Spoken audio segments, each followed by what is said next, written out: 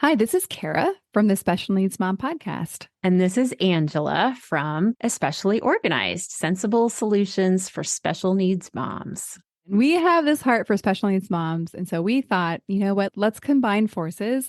And we have come up with what we're calling the Purge Party. And you can pretty much guess what it is. It's a party where we're going to come together and we're going to purge or, in general, accomplish a goal, a small goal together.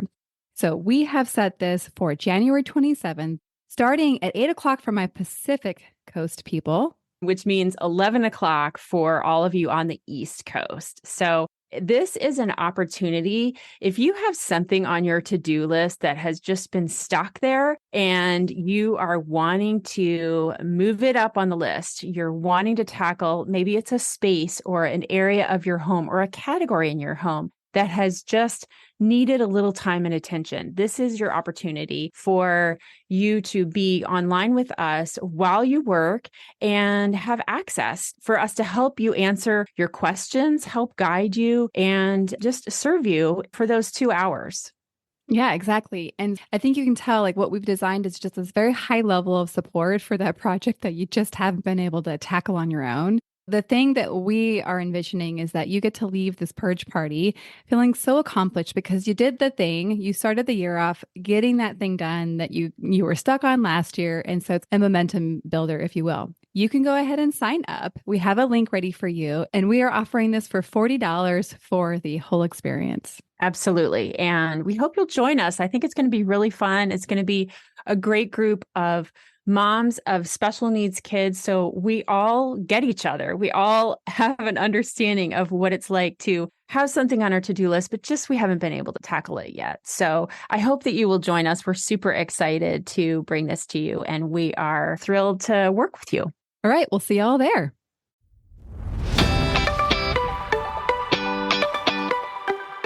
Hi, I'm Kara, life coach, wife, and mom to 4 incredible and unique children. It wasn't all that long ago that my son received a diagnosis that had my world come crashing down. I lacked the ability to see past the circumstances, which felt impossible, and the dreams I once had for my life and family felt destroyed. Fast forward past many years of surviving and not at all thriving, and you'll see a mom who trusts that she can handle anything that comes her way and has access to the power and confidence that once felt so lacking. I created the Special Needs Mom podcast to create connection and community with moms who find themselves feeling trapped and with no one who really understands. My intention is to spark the flare of possibility in your own life and rekindle your ability to dream. This isn't a podcast about your special needs child. This is a podcast about you. If you are a mom who feels anxious, alone, or stuck, then you are in the right place. Welcome. Hello, and welcome to the Special Needs Mom podcast. All right, so let me catch you up a little bit on life over here at the Riska household. This is going to be an episode that's inspired from stuff that happens in my life, which a lot of the episodes are. But I know that it will be applicable to you because I'm going to touch on something that I think happens a lot for us special needs moms. I want to start by sharing that this last weekend, I went to I actually got the honor of being a speaker for the We Are Brave Together retreat in San Diego.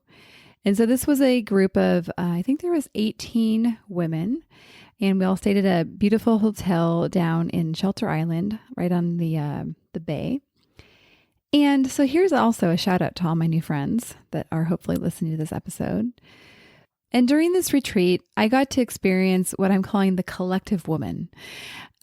We were wrapping up the retreat and kind of sharing some of our experiences and our learnings and what we're taking away. And I just had this experience of awe as I was watching all these women process their weekend, share their life, and really just in awe of the strength and the beauty and the depth, and these women willing to tell the truth, and these women stepping out of their normal life and routine to come to something like this, you know, the humor and the beauty. And I have to say, it was just really powerful. It was moving and powerful. And it's one of the things I definitely took away from the retreat. And so here's my plug. Here's my plug for We Are Brave Together. It's a nonprofit. My friend Jessica Pate is at the helm of leadership. But I'd also say that there's so many amazing women part of this. And Jessica does a phenomenal job of actually having women come alongside her. She's not a solo person in terms of there's so many people involved in contributing their gifts and what they have to offer to this community. It's free. And the retreats are offered at such a subsidized cost. I think you won't even believe it when you see it. So I definitely encourage you, if you can't already tell, to go over to the website, We Are Brave Together, and sign up. Sign up to receive information and get into the Facebook group. I definitely recommend it. I'll hook you up by putting a link in the show notes so it's really easy to find. So after I came back from this retreat, I thought I was super rested. I actually felt really good. I extended my retreat a little bit and went with one of the fellow moms down to La Jolla, and it was just like so gorgeous. And we were geeking out, looking at all the nature and talking about our lives. And wow, it was crazy how much parallel lives we had. And like I said, I was rested and I was ready to go home and engage again with all the things that we do as mom. And then something happened on Monday that I cannot share. Or really, more accurately, it's that I will not share. And the reason why is it would implicate my son. I can't tell what happened. I can't share what happened without unfairly publicizing his hardest moments. And this is the thing I want to talk about today, because I think this happens a lot. And what happened was so far out of what I was expecting that night, was so far out of what I would have ever predicted. So it was full of surprise, and then fear, and then deep, deep heartbreak. And then here's the problem. There's this sudden urge I have to share the story, to share this experience that I'm having with people that I care about and I know care about me. But then there's this piece where it doesn't feel honoring to my son. We have these urges to share. When things happen in our life, we share them. That's how we connect as humans. So last year when I fell off the treadmill, or rather flew off the treadmill, I shared it. I got on social media and kind of laughed along with myself about what I did and just, wow, that was funny. And I shared it. But with some of these stories, they're not the kind of stories that we can just toss out without a thought. And as I mentioned, stories are how we connect. That's the rub. So that's the rub, right? If we connect through stories, but we have stories that we cannot share, then that leaves us with this gaping hole in our ability to feel connected and part of a community and like we belong. And the kinds of moments and the kinds of stories I'm talking about are, like those mundane hospital moments where, and maybe even not even mundane, maybe traumatic, where you just can't describe it accurately in words. And maybe you can snap a few pictures, but the experience of living through that, unless you're a really good writer, which I am not, I feel like it's really hard to articulate the whole story and experience. Or maybe it's those moms alongside with me that have children that have behaviors. Some of you have children who cuss and bite and hit and yell and break. And it's not our fault, yet it still feels awful. And it feels awful to see the look on people's faces when they learn the reality of our life and they don't understand. And you can tell they're like, wait, what's wrong with you? And you don't get to share how awful it is for you to witness a human so out of control and so unable to communicate what they want to communicate. And then there's those moments in the hospital that are just too vulnerable to post. Yet they're such a big part of your life. I can picture myself wanting to share with the outside world my moments in the hospital, but not willing to share pictures of my son as he's unconscious or recovering from surgery. But also not wanting to be alone in this.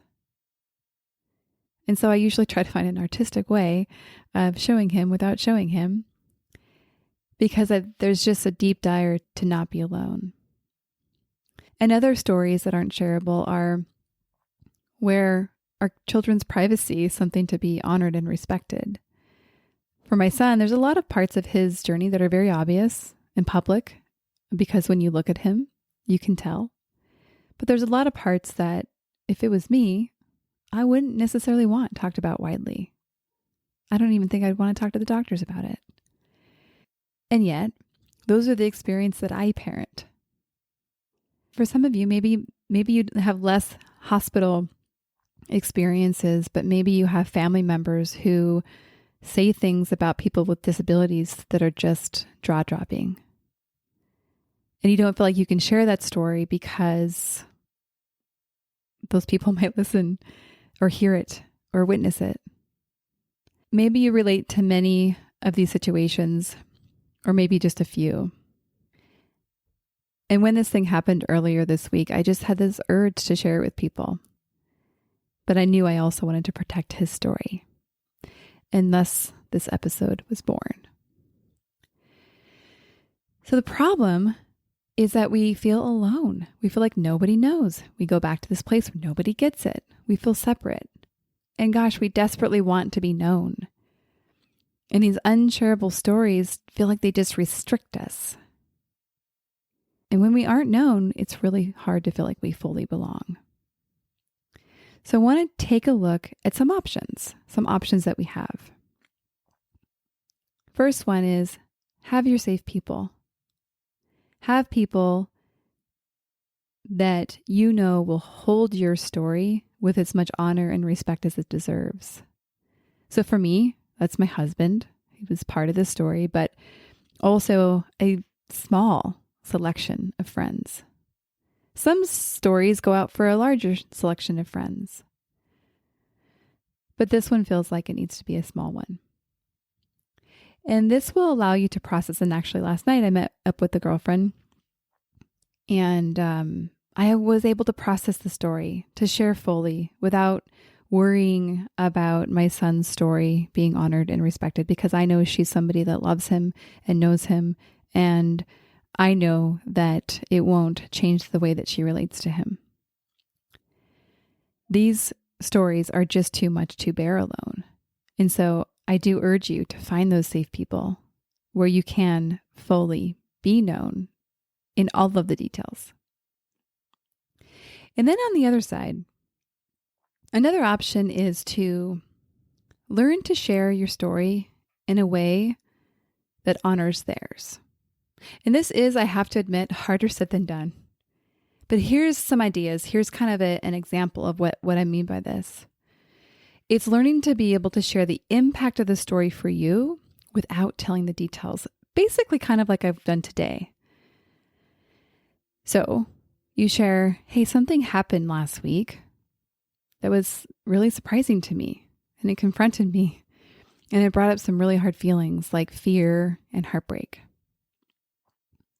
Because I want you to remember that people don't connect to the content of our story. They connect to the feelings in our story. And even though nobody on this earth might know exactly what it feels like to go through the exact things that you did, they may really relate to being surprised, to being afraid, and to having their heart broken. And so there is a way to be able to fully share and be known without dragging our children along for the ride. Another option is to find a place where your extraordinary is the norm. This one came up because one of the women in the retreat group that I mentioned earlier shared that for her, one of the best parts of the experience was that she didn't have to explain to this community. Like, she just knew that we knew. So it just gave her this experience of being able to just fully be her without, again, having to explain anything. People understood. They understood all the things. And there is something pretty amazing about being able to talk about things that are not normal for all of community, like IEP meetings and going to the doctor and surgery and, all the things that we have that may be different for some of us, but we find people that really know what it's like to do the things that we've done, and it just feels great. It makes it easier to not have to feel like you have to tell all the things. Like, yeah, and I ordered the syringes and then I did this and then I did like, it's like, oh, I was dealing with medical supplies all day. Okay. Like, I know that you know what that's like, so I don't have to explain all the details. I already know that you now get me. You get how that went. All right. And this is the last one. The last thing I want to put out there in terms of our options. And this is more coming at the angle of like, well, what do we do? Okay, this thing's happening. We have these unshareable stories. What do we do?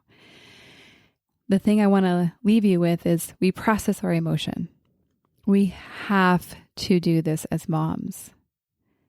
A couple weeks ago, I had an episode on why we explode on our husbands and children. And so if you want to hear more about this concept, go ahead and go back to that episode. But I'll just touch briefly here is that these stories, if we don't actually process them, they get stored in our body. And then they start coming out and exploding when we don't want them to. And like not actually the story content, but like the unresolved emotion that we're holding under. And then that comes out in all sorts of creative ways that our body is like, no, you will listen to me. I will get what I need. And if you relate to feeling out of control, it is very likely that you are being asked to learn how to process your emotion. Back to my experience, I'll use myself as the example here. In the experience I had earlier this week, I was like, I don't want to deal with this right now. I want to go to bed. And so I did. And the next morning, got the kids to school.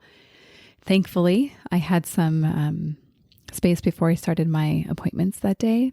And I knew I had some stuff under the surface that needed to have a little room to breathe. It needed to kind of air out. And so the thing that I did was tapping. If you haven't heard of this, it's called emotional freedom technique. And it's a modality that uses tapping on different meridians of your body while you think through different patterns of thinking. It allows your mind and body and your nervous system to, I guess, regulate. It just allows it to kind of reorient itself in a way that feels so grounding and centering. And for me, just very authentic. So this actually led me to be able to really actually like release some sadness and really have a nice little cry about what happened. And for me, sometimes when I have these experiences, that feeling kind of lingers for the day, or the heaviness of it lingers. I can't exactly find the word to describe what lingers. But here's what I would say is it's not a bad feeling.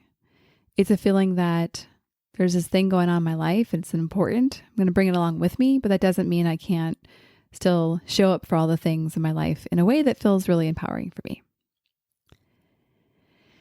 And so if you are a special needs mom and haven't learned to process the emotion or feel like you're out of control and perhaps exploding here and there, or just even feel like you can't, I don't know, you just feel out of control, then I would say this is a classic symptom of being in stage 2 of what I'm now calling the evolution of a special needs mom. One of the things in order to move into stage 3 is to really learn how to process your emotion. If you want to learn more about the stages that I'm referring to, you can listen back in episode 116. And as you move along and evolve as a special needs mom, it's so freeing when you learn how to really process your emotion. For me, it's the thing that just unlocks so much. And of course, I want to mention that this is one of the major skills we focus on in the Pathway to Peace coaching program. And you know what? When we're doing hard stuff like this, it is just so much more fun to do it together. It's like, it doesn't have to be all hard and heavy and serious. Like, we actually have a lot of fun. And I hope you get the feeling that, while all along the way, while I'm doing these really hard things and feeling these big feelings, I also try to laugh along the way. Because it helps me balance it out. It helps me kind of get through those hard when you can smile and laugh too. All right, well, this feels like a good place to wrap up. Please don't be shy about reaching out to share what you took from this episode, what really resonated with you. Also, what you'd want to hear about in the future. I'm not super far ahead in planning my editorial calendar. I have so many ideas, but I tend to like to lean into things that are more present and on my heart and kind of coming up in different conversations with the people of this community. And so I would love to hear what's important for you right now in your life. All right, we'll see you on the next episode. One more thing before we officially wrap up this show. Sometimes when I'm listening to podcasts, I have the experience of wanting more. I'm listening at the very end thinking, I sure wish that episode didn't end. I invite you, if you feel in any way the same way, I invite you to the Special Needs Mom podcast community, which is a free group that I host on Facebook, where we as a community of fellow moms who listen to this podcast and are experiencing life in similar shoes, get to talk to one another, get to share stories, get to actually interact. I hope you'll consider joining. See you over there.